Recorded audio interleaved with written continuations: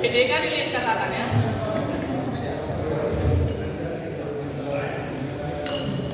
Bagi teman-teman yang di luar, silakan masuk.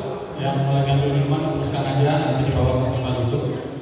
Baik, Amaginan, Horas. Pada siang hari ini kita mulai memasuki sesi ke materi kita, di mana sesi pertama ini akan dibawakan oleh Amang Julianto Simanjuntak, seorang konselor juga seorang penulis banyak buku ya, dan juga Amang ini memiliki ya suatu konselor keluarga kreatif LSPK KKK BNSB, di mana Amang ini punya cita-cita supaya terutama kita pelayan-pelayan itu punya skill untuk jadi konselor, karena kita punya tugas juga nanti di pedalaman Emeritus Evolus tentang 7 tahunan kita. Salah satunya fungsi kita adalah semacam konselor juga untuk WB yang ada di setiap ruas kita masing-masing. Untuk tidak perlu berlama-lama, nanti Amang ini sendiri lebih menjelaskan tentang siapa Amang ini, dan materi kita ini adalah tentang identitas dan panggilan hidup Mahalaku. Kita sudah ditetapkan sebagai peralahan DKP Serpong, dan kita harus siap dengan apa yang menjadi tugas kita. Untuk itu kita perlu mempersiapkan diri kita. Waktu dan tempat kami berikan di mana. Horas,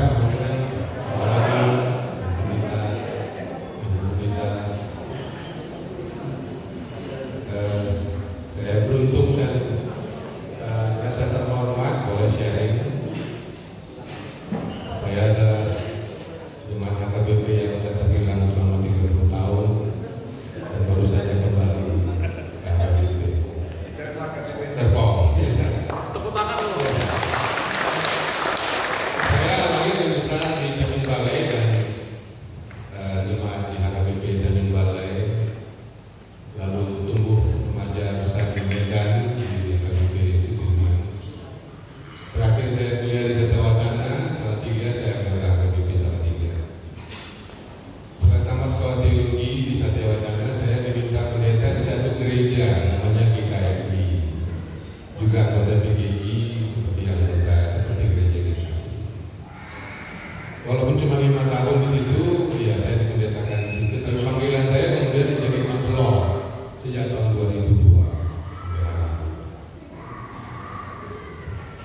Dan saya menikah dengan Guru Nias, Guru Graha, anak dari Profesor Salisi Guru Graha, yang mendirikan Institut Ilmu Pemerintahan yang menghasilkan camat untuk seluruh Indonesia, yang sekarang jadi IPBN ya. Karena menikah sama istri saya dari guru keluarga guru, saya memilih jadi guru juga, jadi dosen, tapi dibilang langsung. Waktu memulai profesi konselor tahun 2002, itu profesi yang langka, tapi banyak dicari, dan karena itu saya cepat populer, sangat terkenal, dan bisa terbang 130 kali setiap tahun untuk mengajar, untuk seminar di bidang counseling. Tapi sayangnya saya menjadi lupa diri. Tadinya punya visi yang bagus, tetapi menjadi ambisius, sehingga 2 anak saya depresi. Saya sedih karena saya konselor, anak saya dua-duanya depresi.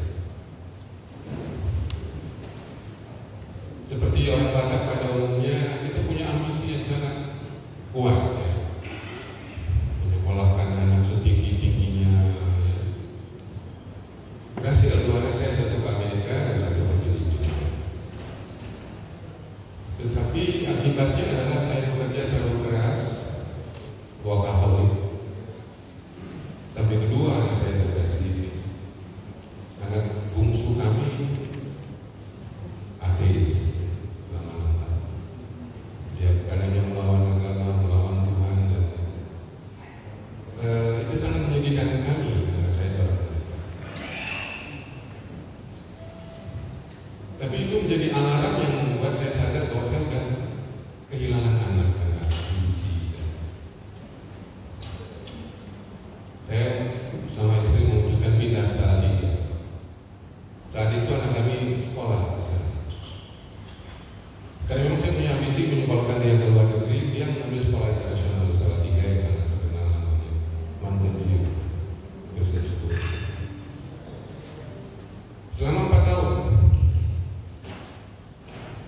Saya mengurangi agenda saya keluar, saya sengaja menemani. Tapi orang sana sibuk, saya menjadi seolah-olah pengangguran. Saya sadar saya waktu itu menjadi ayah yang terhilang. Lukas 15 cerita anak yang hilang, saya ini bapak yang terhilang.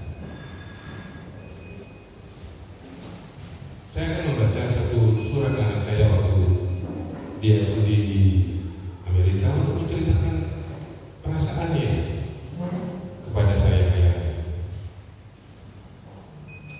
Dulu saya bangga, ini orang yang sangat terkenal. Buku-buku yang kami tulis sama laris, bestseller di Gramedia. Tapi waktu membaca surat anak saya, rasanya semua apa yang saya kejar itu sia-sia. Waktu dia tingkat 3 sekolah di Amerika, dia menulis surat itu. Izinkan saya membaca. Bapak, Moji akhir-akhir ini mempertanyakan beberapa pesan dan khotbah yang Bapak ajarkan di seminar Bapak. Aku malah bertanya-tanya, apakah Bapak ini serius membaca Alkitab? Dan terus belajar ilmu counseling dan parenting dengan sungguh-sungguh. Moji akhir-akhir ini secara sadar sedang mencari tahu apakah Bapak dan Mama memprioritaskan karakter, perkembangan spiritual kalian lebih daripada apakah reputasi dan networking lebih penting daripada integritas? Kami membangun begitu banyak jejaring networking dan universitas, sekolah tinggi teologi untuk menghasilkan konsul. Jadi dia tahu bahwa saya ini lebih mementingkan networking daripada integritas. Apakah Bapak dan Mama mementingkan Tuhan, Alkitab, dan saling membantu satu sama lain sebagai suami dan istri? Apakah Bapak dan Mama memuridkan orang lain seperti Tuhan memuridkan 12 rasulnya? Apakah Bapak dan Mama siap bertanggung jawab untuk kesehatan emosional, spiritual, fisik, dan mental kalian? Bapak harus ingat, pada akhir hidup Bapak, aku percaya bahwa Bapak tidak akan menyesal hanya karena menunda atau menolak undangan seminar atau terbang ke sana. Dia sering sekali menunggu saya pulang 3 hari lagi saya sudah pulang. Tapi sebelum sempat berbicara,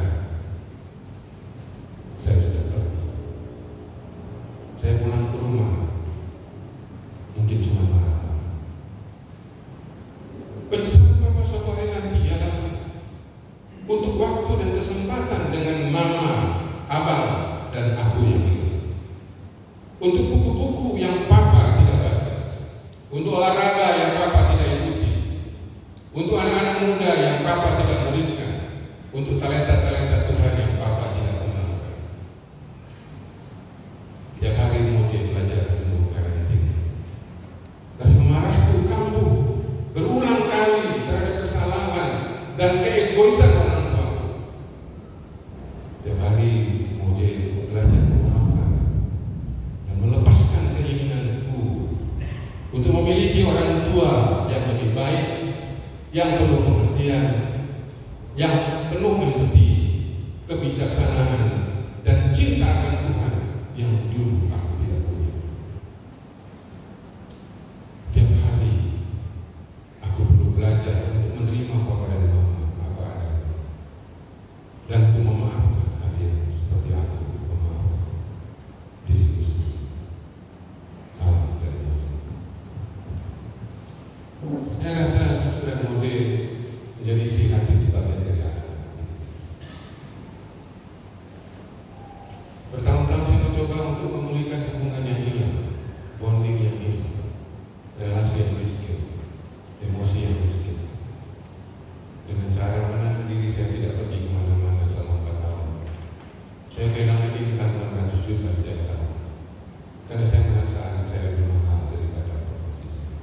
Tahun 2013 sampai 2017 dan tahun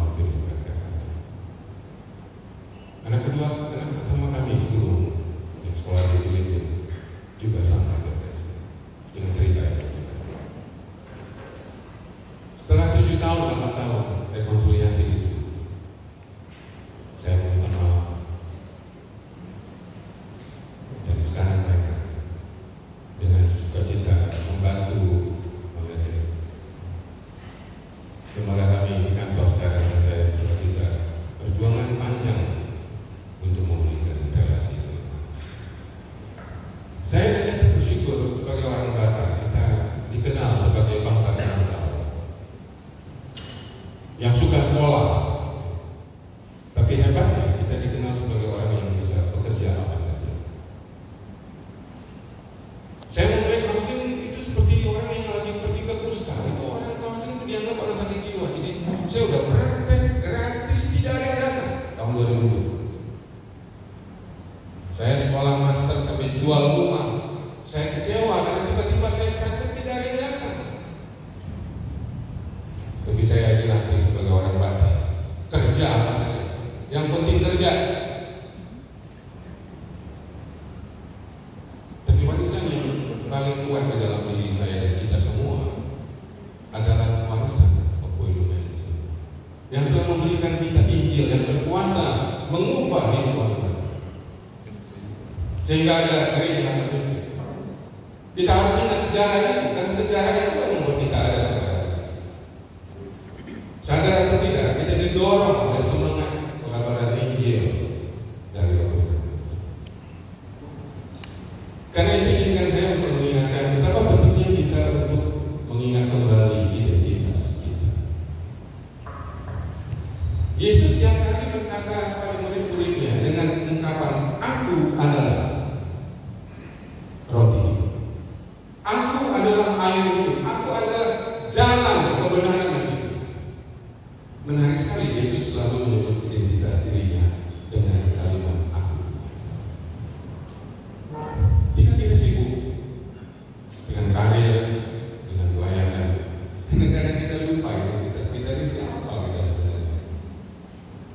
Saya nggak tahu Pak, Abang Inang kalau berkantor masih ingat nggak? Abang Inang itu pada hal lalu. Atau ingatnya waktu di gereja, pada hal lalu ya. Saya kadang-kadang juga lupa. Karena saya jarang sekali menggunakan itu setelah saya meninggalkan gereja yang jalannya tahun 96. Tapi lebih sering kita lupa bahwa kita adalah ayahnya si Anu, mamanya si. Satu pendeta, seorang pendeta tiba-tiba menangis di depan saya di Wadah Toraja. 20 tahun yang lalu saya memimpin retret seluruh pendeta gereja Toraja di Indonesia di Toraja. Saya tanya, "Bapak kenapa menangis?" "Pak, seminat Bapak menyadarkan saya hari ini saya punya anak."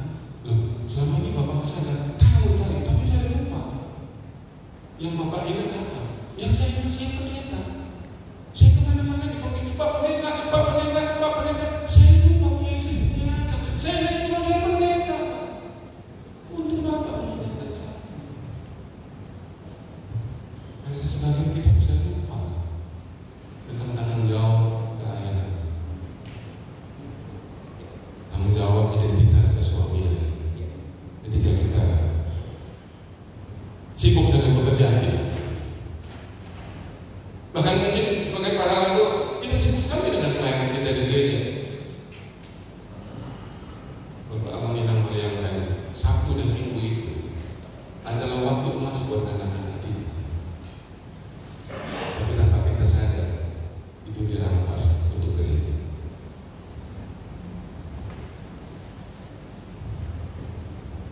Senin sampai Jumat kita kerja. Kemanilah ke media. Mama sibuk, nantilah Sabtu ya. Pas Sabtu, Mama ada acara di gereja. Gimana kalau besok, Mak? Besok juga Mama ada latihan kor. Jadi sudah tanpa kita sadar anak itu kehilangan kita. Kapan ya Bapak Mama ini ada waktunya sama?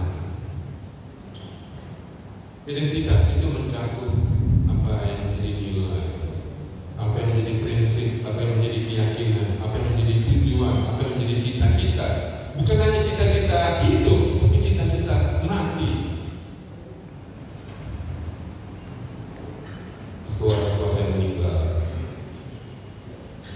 ayah saya meninggal tanggal 17 Januari 1988 dan mama kami meninggal minggu depannya 24 Januari 1988. Malam di mana waktu orang tua meninggal, saya lihat yang paling sibuk adalah menyiapkan kurikulum vitae, itu kan? Orang Batak, apa itu tulis? Tanpa kita sadar.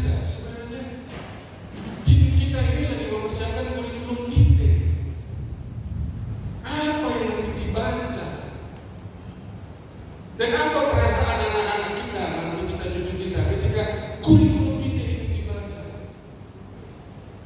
Pernahkah kita sadar?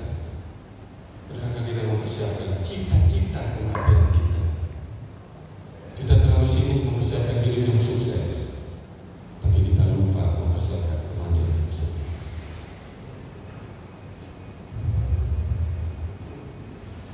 Teman saya ketika dia melayat, dia heran karena melihat ini yang ditinggal suaminya kok nggak nangis.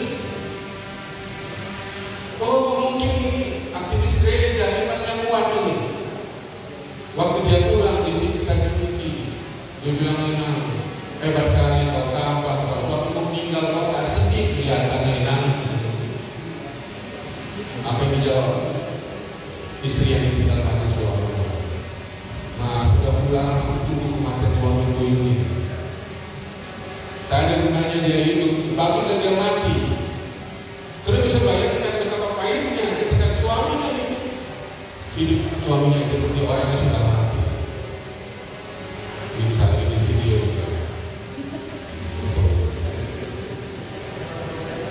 Sesuatu lagi mempersiapkan apa yang disebut dengan kurikulum vitae, apa yang mau dibaca. Banyak identitas nilai hidup kita yang kita sering lakukan. Mungkin sebagai staf kita ingat, sebagai pimpinan kita ingat, sebagai pendeta, orang kita ingat. Tapi sebagai suami dan ayah, tanggung jawab sebagai istri dan mama, sebagian kita kesadarannya hanya kasih uang makan, uang sekolah, beli baju, beli game. Udah. Anak-anak kita membutuhkan kehadiran, membutuhkan perasaan, membutuhkan telinga, membutuhkan cerita, membutuhkan main bersama. Hampir dia nggak punya. Peran-peran yang kita lakukan seperti peran-peran yang bisa digantikan oleh orang lain. Percaya menyerahkan kepada supir, menyerahkan kepada pembantu. Tapi bonding kita dengan anak-anak dari mereka kecil nggak terlalu. Saat mereka kuliah, mereka jarang mau sama kita lagi. Mereka mau mama dulu sibuk, bapak dulu sibuk. Saya bawa anak saya ke Israel tahun 2014. Dia masih bisa game. Anak saya kedua juga sebenarnya seorang autis, tapi autis yang pintar. Dia nggak senang 2 minggu itu. Israel, Jordan, pulang saya marahin dia. Kenapa kau nggak senang kita jalan-jalan ke luar negeri? Ya, apalah, bapak aja paksa-paksa aku. Bapak ada temannya, aku enggak. Nah, teman bapak itu ada anaknya sebesar kamu. Ya, teman bapak kenal, anaknya juga kenal. Mulailah kita berjasa ya, orang tua kan gitu, kurang apa sih, bapak belikan ini, belikan itu, bawa ke sana, bawa ke sini. Anak saya sering dia bawa keluar. Wah, dia marah. Nah, aku tidak perlu bawa ke sana ke sini. Belikan itu dan ini, aku tidak perlu. Yang aku perlukan bapak. Bapak yang aku perlukan. Bapak terlalu sibuk. Sudah lama bapak gak memberikan waktu. Aku tahu bapak berusaha mendekatkan diri sama aku, tapi belum berhasil. Boleh nggak aku minta kalau bapak nggak pergi, ajari aku kita. Kalau bapak nggak pergi, temani aku main pingpong. Kalau bapak nggak pergi, temani aku lagi pagi di stadion dan nonton di sana. Saya coba setahun itu sebelum dia berangkat ke Amerika. Diam-diam sama kita itu ngobrol sama kita, nonton sama kita, jalan sama kita. Tapi kita nggak menangkap sinyal-sinyal itu. Bus, wah hilang begitu saja. Tiba-tiba, udah besar aku ya. Tiba-tiba kita nanya, kapan kau kawin? Belum. Bapak pertanyaannya langsung, kapan kau punya pacar? Dan selama ini kamu kemana aja? Tiba-tiba tanya mau pacar. Terus saya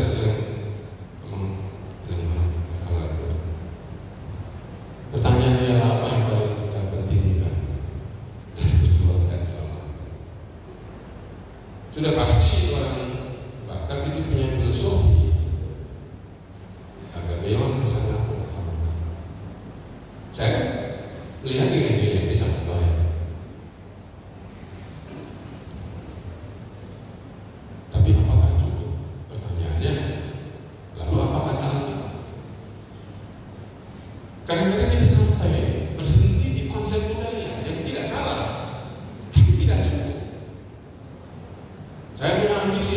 sekolah di luar negeri, saya bekerja keras, workaholic. Anak saya malah depresi, malah ateis. Karena ada nilai-nilai Alkitab yang kita lupakan. Matius 25 misalnya memberikan warna lain dengan filosofi Al-Quran. Alkitab menekankan bagaimana mengelola kekayaan itu jauh lebih penting daripada kekayaan itu. Stewardship. Alkitab tidak banyak mengajarkan leadership, hanya 2 kali kata. Tapi stewardship, penata layanan, pengelolaan itu jauh lebih penting. Bapak Ibu yang dikasih uang banyak, jabatan banyak, berapa persen Bapak Ibu gunakan untuk gereja? Berapa persen untuk pelayanan sosial? Itu jauh lebih penting daripada berapa Bapak Ibu simpan di bank.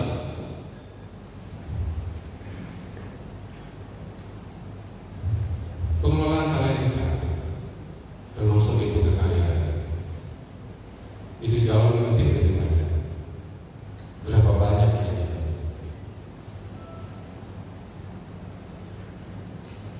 Saya melihat banyak inang komisi ibu, komisi perempuan.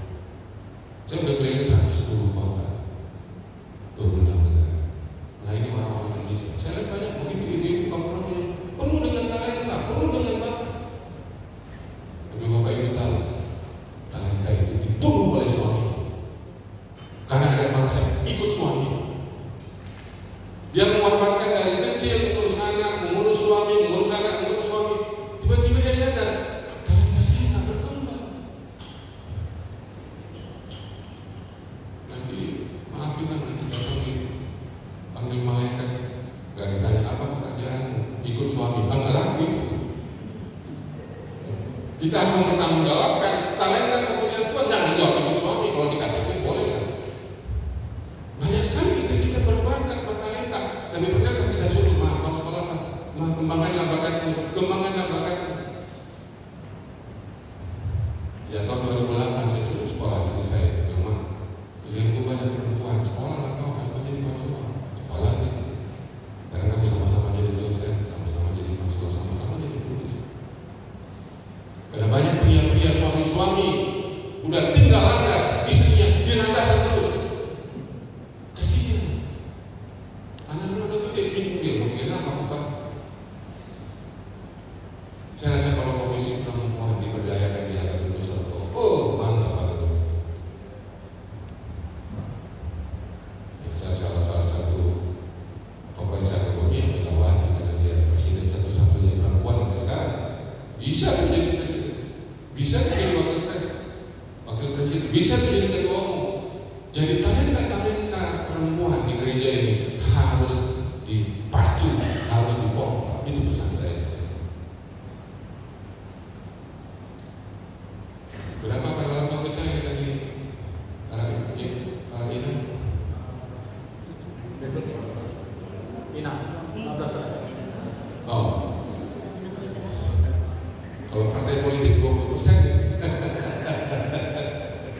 Yang kedua ialah bahwa kita sangat mendewakan atau punya prinsip penting ya. Tentu tidak salah. Kita juga mengatakan beranak cuculah. Kami bersyukur dokter mengatakan istri saya sudah hamil sejak sebelum nikah. Tapi kami diberi 2 anak laki-laki umur 30 dan umur 20. Nah, ini satu-satu kebanggaan kita. Untuk yang sudah tua, udah nggak senang ditanya berapa, senangnya ditanya berapa cucunya. Begitulah ceritanya. Tapi saudara, kita tahu 2 tokoh, Yesus dan Paulus, secara biologis, secara keturunan mereka tidak punya keturunan biologis. Tapi mereka menjalankan amanat agung, mereka memulihkan, mereka memuliakan Tuhan, mereka mengabdikan hidup mereka, membangun gereja, membesarkan gereja. Saya harap kita semua di sini menjalankan juga amanat Allah. Anak saya waktu di sekolah di Amerika, dia bilang, Pak, kenapa hamil mau ke gereja? Ada dua. Gereja itu menawarkan dua hal yang kami punya, yaitu hiburan, pertemanan. Nah, kalau itu ditawarkan, kami bisa cari hiburan sendiri. Kami bisa nonton YouTube. Kami bisa cari teman di luar gereja. Ada dua yang kami cari, tapi tidak disediakan oleh gereja. Saya bilang apa itu? Penginjilan, pemberitaan. Wow, kalimat itu musuh. Ini dua yang tidak diberikan gereja kepada anak-anak muda, makanya kami pergi dari gereja. Kalau pertemanan, penghiburan, hiburan kami punya apa? Terus yang ketiga adalah kita didorong untuk mencari kemuliaan, status, pangkat. Tidak salah. Kita dulu waktu kecil dibikinlah mitos sama mama kita. Kalau udah nggak ada daging ayam, tinggal kepala, dibilang sama kita, nah makanlah kepala ayam itu. Biar jadi pemimpin kau. Padahal daging itu udah habis tinggal kepala. Tapi yang mitosnya masuk juga itu. Nah, ada satu lagi ditanamkan. Lebih bagus jadi ekor, jadi kepala ikan teri daripada ekor ikan paus. Makanya orang Batak jadi kepala. Cuman susahnya kalau rapat jadi lama. Semua mau jadi bicara. Yang rapat direncanakan 2 jam jadi 4 jam. Akhirnya saudara tidak menghormati waktu orang lain. Saya harap itu diperhatikan oleh Bapak. Anda boleh tidak menghargai waktu, tapi Anda tidak boleh tidak menghargai waktu pasangan. Karena dia ditunggu istrinya, ditunggu suaminya, ditunggu anaknya, dan orang-orang yang miskin. Kita ini menurut kita adalah hamba-hamba Tuhan, walaupun bukan pendeta. Tapi kita bukan hamba gereja, kita bukan hamba sinode. Saudara adalah hamba Tuhan. Apakah saudara merasakan kemuliaan status seorang parhalado yang adalah hamba Tuhan yang dilantik di gereja? Jabatan itu sangat mulia. Jemaat tidak boleh sembarangan itu di mimbar. Hanya parhalado sama pendeta. Tapi apakah kita menghargai? Kita dipanggil untuk mengkhotbahkan kasih Kristus, bukan hanya berjamita untuk masalah doktrin. Tapi apa ujiannya? Ujiannya ya, sebelum kita melayani Tuhan,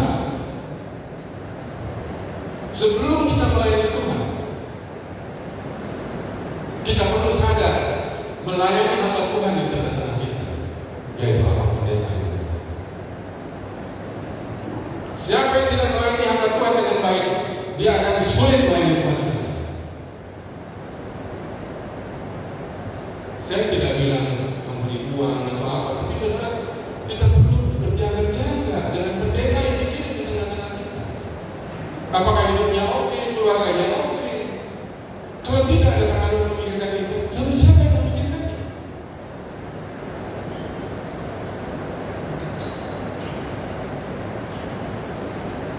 Yesus berkata, kalau kau memberikan air putih kepada hamba-Ku, engkau tidak akan kehilangan upahmu.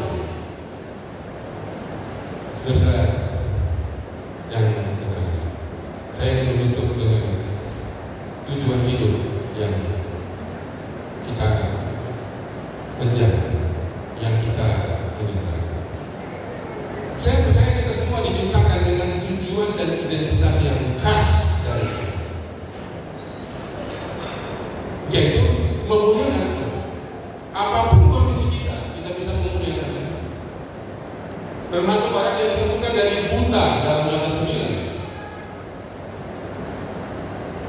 Yesus berkata, disembuhkan untuk memuliakan Tuhan. Semua keadaan pekerjaan kita, panggilan kita, tujuan yang utama apakah kita dimuliakan. Dan sebagian tanpa sadar kita sudah menyimpang dari tujuan tersebut, dari identitas tersebut. Ada ambisi,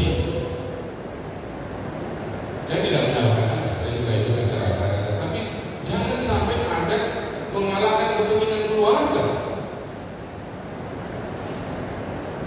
Jangan sampai Anda mengabaikan kepentingan kita untuk menjaga kemuliaan Tuhan dalam hidup kita. Dan tujuan hidup yang lain adalah yang salah. Kita terlalu mengejar kebahagiaan. Kita mengejar kenyamanan. Nggak salah. Tapi kalau itu menjadi tujuan hidup kita, justru kebahagiaan lahir. Banyak orang yang tiba-tiba menderita, nggak punya uang, bingung dia, gelisah. Kalau kita tidak menjadikan kenyamanan, kebahagiaan menjadi tujuan, kita punya uang, oke, nggak punya uang, oke, sehat, oke, sakit, oke, sukses, oke, gagal, oke. Karena sukses bukan tujuan hidup kita. Akibatnya banyak orang lari dari penderitaan. Mungkin sebagai jemaat kita, ketika sakit masih menjadi dulu, barangkali dia mau cepat-cepat sembuh. Ada orang yang berbohong, membukakan uang secara berutang hanya untuk lari dari penderitaan dan lari dari pinjol. Maka Anda sadar, salah satu sarana orang melarikan dari kesulitan dan penderitaan tanpa mempertimbangkan konsekuensi daripada pinjaman itu. Apakah edukasi ini kepada jemaat kita lakukan? Saya harap itu dilakukan karena banyak sekali orang lari dari penderitaan dengan memotong ongkos. Lalu yang salah lagi adalah kita ini mau menciptakan warisan, kekayaan, segala sesuatu, tapi kita lupa itu bukan tujuan utama. Bilang pada raja, seperti firman Tuhan berkata, kiranya kita tidak memuliakan Tuhan, kita tidak lagi bersyukur kepada Tuhan, dan sudah menggantikan kemuliaan Tuhan dengan berhala, dengan dusta. Roma 12 ayat 1. Jadi secara ringkas kita memilih untuk menghidupi tujuan dan arti hidup hanya sesuai dengan keinginan kemauan. Kompas atau ciri yang paling menonjol adalah keharmonisan sosial. Apakah kita kompak? Apakah kita puas? Apakah kita harmonis dalam mendiskusikan perbedaan dalam menyelesaikan konflik? Kalau orang yang ambisius, orang yang egois, dia tidak memedulikan pasangan. Dia selalu menganggap saya benar, kamu salah. Itu telah merusak harmonisasi keluarga, merusak hubungan kita selama. Konflik saya sama anak adalah saya membawa warisan itu. Aku bapakmu, aku bapakmu. Nah, anak kita kan tumbuh dalam generasi Z yang udah diwarnai budaya barat, yang udah 18. Saya ditolong oleh Filipi pasal 2. Yesus adalah Allah turun menjadi manusia. Tidak mungkin manusia datang kepada Tuhan. Tuhan yang turun kepada manusia. Akhirnya saya memutuskan, saya turun mengerti anak saya. Saya tidak minta anak saya mengerti. Karena saya pernah jadi anak saya tidak pernah jadi bapak. Itu prinsip. Saya harap mungkin yang masih ada konflik-konflik sama anak yang udah gede. Itu hasilnya Filipi 2. Kita merendahkan diri serendah-rendahnya sampai kita tidak perlu merasa direndahkan lagi oleh Allah. Hal ini bukan dosa, bukanlah yang terpenting. Menjadikan hal ini tujuan hidup hanya akan menghasilkan kehilangan, penderitaan.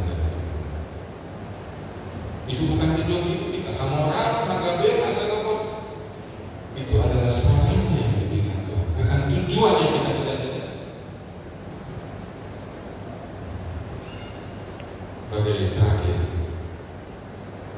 kita tahu bersama apa yang dikatakan dalam surat Paulus kepada Timotius dalam pasal yang ketiga sebagai berikut.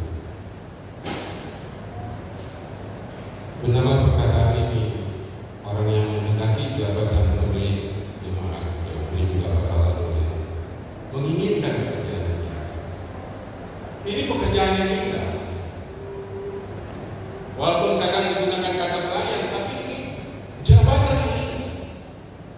yang perlu kita syukuri, dipercaya kepada Bapak. Ini bukan apa ini istilahnya, bukan kaleng-kaleng, itu bukan apa-apa. Amang Inang dipercaya menjadi mitra Amang Inang Pendeta untuk mengerjakan amanat agung di HKBP. Karena itu pendidik jemaat berhala doa kepada saudara yang tak bercacat, suami dan satu istri, dapat menahan diri, bijaksana, sopan, suka memberi tumpangan, cakap mengajar, bukan peminum, bukan pemarah, tetapi peramah, pendamai, bukan hamba uang, seorang kepala keluarga yang baik, segani, dihormati oleh anak. Kalau seorang tidak bisa menepalai keluarganya, bagaimana dia dapat mengurus jemaat? Saya sengaja pergi kansel, maupun saya seorang kansel, untuk mengetahui kenapa saya konflik sama anak saya.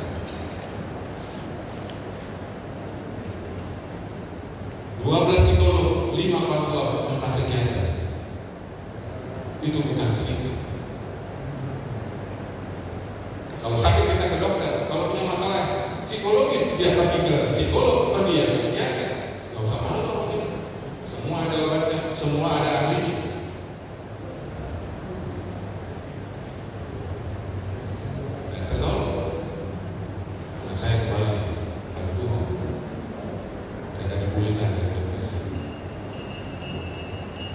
Saya senang menyampaikan ini sebagai berikut. Saya nggak dikasih pesan sama Amang Pendeta, saya belum bicara apapun. Jadi saya sebagai orang yang berkeliling di banyak kota, saya memperhatikan gereja yang sehat adalah gereja yang memperhatikan apapun. Saya tidak bermaksud materi, kebutuhan psikologi, kebutuhan sosial, kebutuhan emosi. Saya waktu jadi pendeta, saya disitu. Sampai kebutuhan libur saya pun diperhatikan. Kebutuhan buku bacaan saya diperhatikan. Oleh karena 10% saja dari Amang Inang Bakalaga bisa menjadi tim pemerhati. Toh Amang Inang ini juga tidak lama di sini, paling 4 tahun, 5 tahun dan begitu. Tapi itu yang bikin mereka dekat. Menguatkan hamba Tuhan, pendeta menjalankan tugas pengembalaan. Mungkin gantianlah berkunjung mau ke rumah pendeta, mendengarkan dia curhat sekali-sekali. Ya. Asal pendetanya juga terbuka, doakan dulu kami, begitu kira-kira. Jadi Amang Inang sekalian, tugas ini sangat mulia, sangat indah, dan saya harap Amang Inang bekerja sama sebagai relawan, tapi juga bisa menjadi pendeta mitra Amang Pendeta yang pendeta. Saya rasa itu saja. Saya senang menyampaikan sharing ini kepada kita sekalian. Mau lihat dari Polres. Mari kita berikan tepuk tangan kembali kepada Amang Julianto. Sekali lagi Amang Inang. Amang Inang memang didesain acara ini memang 1 jam aja, tapi karena Amang ini ada di kita juga di host kita, mungkin ke depan kita sedang mengambil juga mungkin ada acara di press lagi di kita hal dulu. Karena waktu kita ada 10 menit lagi, kami beri kesempatan kepada teman-teman mau bertanya atau sharing atau apapun itu, dipersilakan. 1 Amang Pendeta, 2 Amang Budi, 3. Silakan.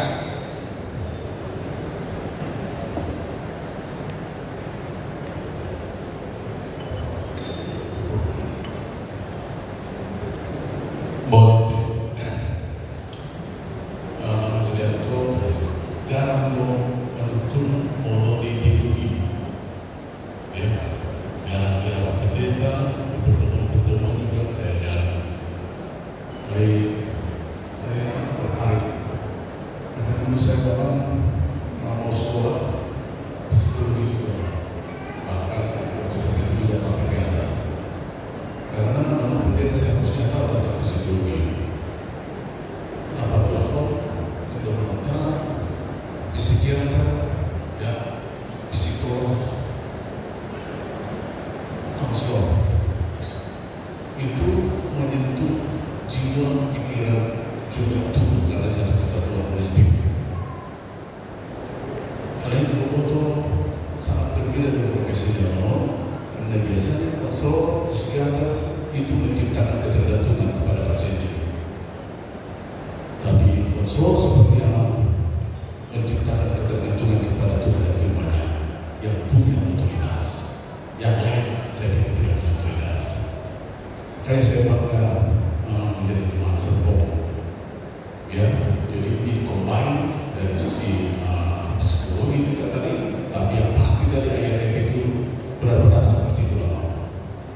dia punya kekuatan karena menggunakan firman Tuhan di dalamnya. Yang lain itu tidak menggunakan firman Tuhan. Yang lain menciptakan ketergantungan, tetapi firman yang disebutkan nama tadi menciptakan ketergantungan kita kepada firman Tuhan yang punya otoritas. Oleh orang-orang bahwa kita satu mungkin kita temukan mungkin dilihat nanti bisa cari solusi. Dapat dulu memang hidup isi kesulitan nama dan finansi korban dan tamai sosial. Ini pernah menjadi perdebatan di sermon distrik Banten. Lalu jawaban saya seperti ini karena saya diminta pendapat. Seorang pernah pendapat karena saya itu menyentuh tadi abang itu tadi. Pandita mulai lupa bapak di Sidoa. Itu benar. Inang pendeta ini sering juga nama melohami pribadi Sidoa pada suatu ini. Jadi soal jadi isi nama kahologi di batang sasar nama kahologi keluarga. Isi nama kahologi keluarga, nama kahologi di batang sasar itu nak konsol ini. Mau sosok ini sering menamik di mana? Jadi konseptual dari mana hubungan sebenarnya apa doa nama anak saya pernah nangis yang pernah besar nangis orang-orang mengambil untuk makna di sekolah penangis di sekolah utarakan dengan di sekolah BBM di sekolah di Santa Franciscus nangis banget di kedua kali apa di mana bapak saya terlalu sibuk. Jadi itu realitas keluarga. Tadi masih dia di sekolah. Bapak kami terlalu sibuk. Suster, tidak mau dan terpenuh minum kopi boleh. Anak dokter Bonar emeritus nanti kasih sesi ke situ. Mau lalu nama penonton. Ada puluh anggaran di HKBP tempat nama populasi. Anggaran untuk refresh kalau dan perkara secara keseluruhan perkara bangunan atau ada anggaran untuk refresh karena dengan refresh orang lama semakin semangat melayani kebutuhan penting asal orang tadi pun orang dikritik kebutuhan jadi sama menyentuh dari dunia ini mungkin alam ini dua waktu tidak ada dan orang PPDB untuk hormat mobil dana-dana. Boleh bukan orang dana-dana. Butuh mobil dana-dana. Belum nanti nampak kita. Itu nampak juga jadi mobil dana-dana itu apa? Anak-anak yang itu sudah besar dan mau lebih tinggi daripada mobil. Dan itu terbukti apa? Wajah anak-anak dia dan anak-anak biasanya tidak mau, kecuali memang ada maunya. Dan mau lebih lagi kalau bagi kami bermobil apa? Untung mobil kondo mobil yang ada apa dan juga rumah kesan kami nama rumah tangga antar suami yang memperlukan mulai dengan mobil itu Tuhan memberkati anak dan keluarga amin. Abang Rudi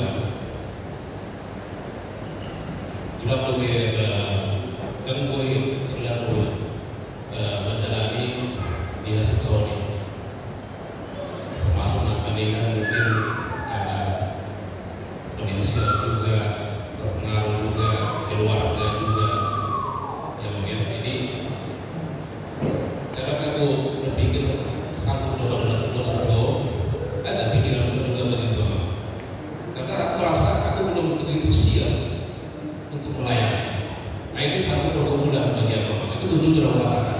Karena sampai sekarang pun aku terkadang aku simpel sekarang ini itu harus jujur, kan satu ini karena apa? Di dalam kami di peralatan juga, baik aku sendiri itu bisa sama-sama memaafkan juga, gitu kan? Karena di dalam pelayanan kita harus saling memaafkan juga, gitu kan? Nah ini mungkin saya nggak butuh pertanyaan, makanya mungkin kami sedang bilang apa temuan saya. Mungkin ada butuh pencerahan lebih dalam mengenai atas peradaban ini.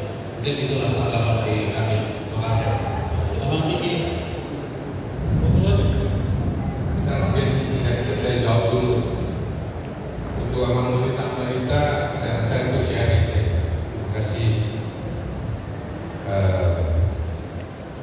membagikan pengalaman. Ya, tidak mudah menjadi pendeta itu membuka hubungan. Waktu saya menceritakan anak saya ateis itu juga, tapi saya paling. Waktu saya cerita anak saya depresi, anak saya autis, itu rasanya kita tidak bisa hidup sendiri, kita harus bisa berbagi. Pertanyaannya ialah apakah luas sekali besar Om ini dan Alolo ini tempat yang aman untuk cerita, safe place, tidak ada tentang gosip sehingga orang berani bercerita. Nah, Bapak Angel, ini saya rasa kemampuan kita semua terbatas. Nggak ada kita yang hebat, nggak ada yang sempurna. Kalau saya umpamakan pekerjaan Rahalado itu 100, ada 73 Rahalado tambah 4 pendeta itu 77, maka hanya mengeluarkan 1,3% setiap tahun untuk mendapatkan 100. Asal kompak.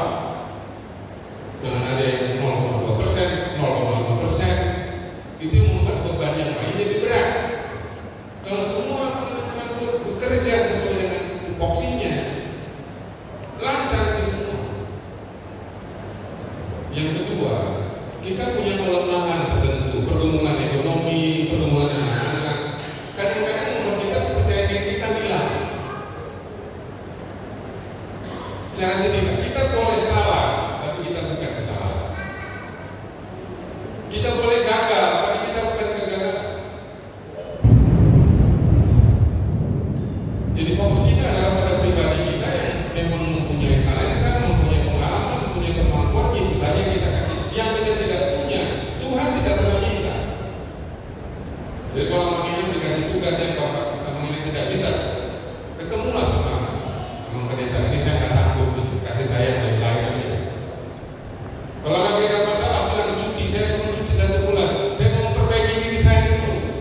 Jangan paksa meragenda, jangan paksa di gereja, nanti bersentuhan gitu, pura-pura, padahal di rumah lagi perang dunia. Kan ada peralatan yang lain, aku cuti dulu, aku belum beres ini, bagaimana nanti aku menghadapi jemaat? Kita berbohong di gereja, kita main drama. Dan bagus jujur, saya punya masalah sama anak saya punya masalah sama istri saya cuti dulu 1 bulan. Saya rasa dihargai sama Yang Pendeta, dihargai sama peradaban. Daripada kita pura-pura kuat, pura-pura baik, pura-pura harmonis. Apalagi keluar kata shalom, lagi nggak shalom, shalom, lah kita lagi nggak shalom, kan kita rugi sendiri. Jangan malu menjadi apa adanya, menjadi diri kita sendiri. Saya rasa itu saja respon saya untuk Bapak ini.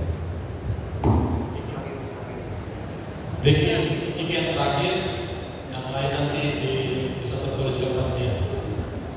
Terima kasih Abang Selanjutnya, saya bisa musik. Terima kasih pertama atas keterbukaan sebagai pelayan Tuhan, kami Tuhannya dan memang itu menjadi challenge saya saat ini sudah saya memutuskan untuk pelayan Tuhan. Saya melayani Tuhan, anak saya kan tidak apa, karena waktu yang harus saya berikan adalah mungkin 20% untuk gereja. Dan firman Tuhan berkata tidak mungkin kau mengasihi Tuhan tetapi kau tidak mengasihi saudara sendiri. Jadi tadi yang bicara kami diskusi juga dengan situasi bola. Jadi bagaimana ya? Usia kami ini perlu memperhatikan anak-anak. Usia kami ini perlu mempersiapkan masa depan anak-anak. Tapi kami ini saat ini kami berusaha dengan apa yang dilakukan oleh anak-anak gereja. Namun waktu-waktu itu kan berkembang dan kita alokasikan, ada yang kami lakukan dan tidak lakukan. Jadi dari teman-teman selama 3 tahun ini kepada Pak Agung, mungkin berikan kami advice, time management, quality management, family is the first, sehingga pelayanan kita itu tetap membahagiakan mereka, dan harapan kami Tuhan memberikan pelayanan kami yang berdua buat Tuhan. Ya, yang pertama yang paling sulit adalah membangun kembali perasaan bangga sebagai orang tua, perasaan bangga sebagai ayah, perasaan suka sama anak-anak yang dilakukan.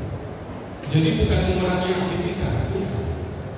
Kalau kita sadar identitas keayahan kita dengan baik, maka kita ingin memperhatikan keluarga, anak-anak. Yang kedua, skill yang saya ajarkan di ruang counseling adalah membuat namanya kalender keluarga. Ada kalender harian. Sehari berapa menit? 15 menit sebelum tidur.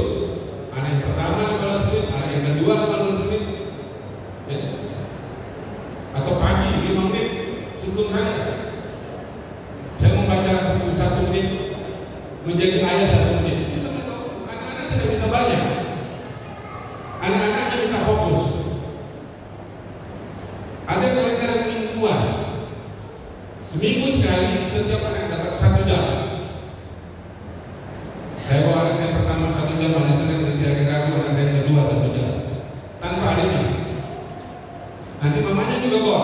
Anak yang pertama hari Selasa, anak yang kedua hari Kamis. Seminggu dapat 1 jam. Saya belajar dari mamanya John Wesley menjadi Methodis. Namanya Susana Wesley. Anaknya 16. Setiap jam dikasih anaknya. 1 minggu dapat 1 jam. Lah cuma 2. Bisa lagi. Yang ketiga, namanya kalender bulanan. Jangan sejam, sehari pergi jalan-jalan. Kalau uang pas-pasan kancol, agak banyak uang ke Carita, banyak uang ke Bandung, agak banyak ke Bali, ya pokoknya sebulan itu jalan. Atau hanya makan mie ayam, nggak harus tahu. Tapi anak tahu, aku sediakan waktu untuk. Ada kalender tahunan, udah 3 hari lah jalan-jalan libur, tak ke Bandung, tak ke Bogor. Kalau kita tidak rencanakan, maka kita hanya bisa sisa. Coba perhatikan kalender, dapat kenalan, ada web, ada rapat ini, bisnis ini.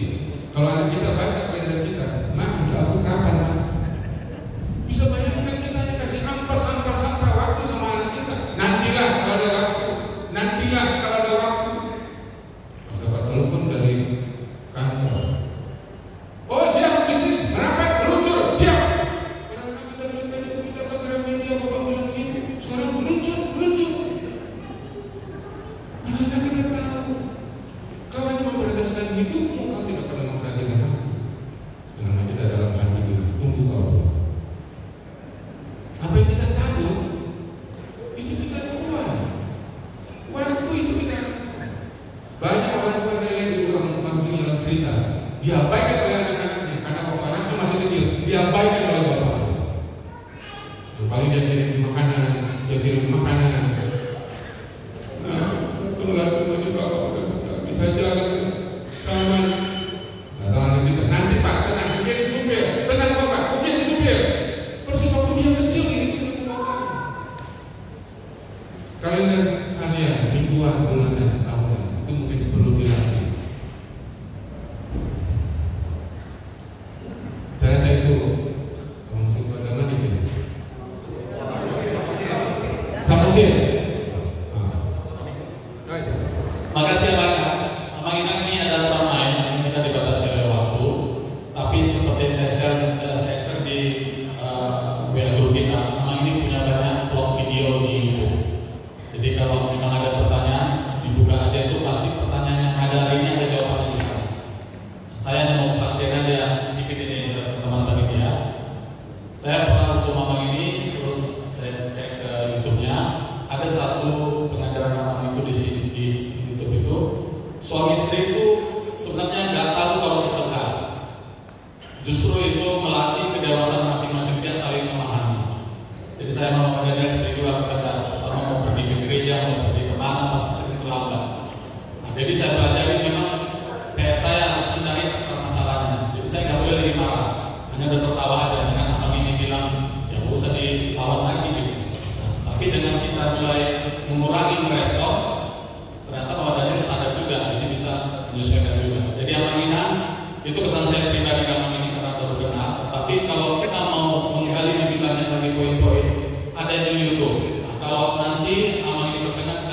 waktu di sebelum sermon atau di jalan sermon untuk sesi seperti itu. Saya kira demikian, kita berikan tepuk tangan ke Andrea. Kami kembalikan. Iya.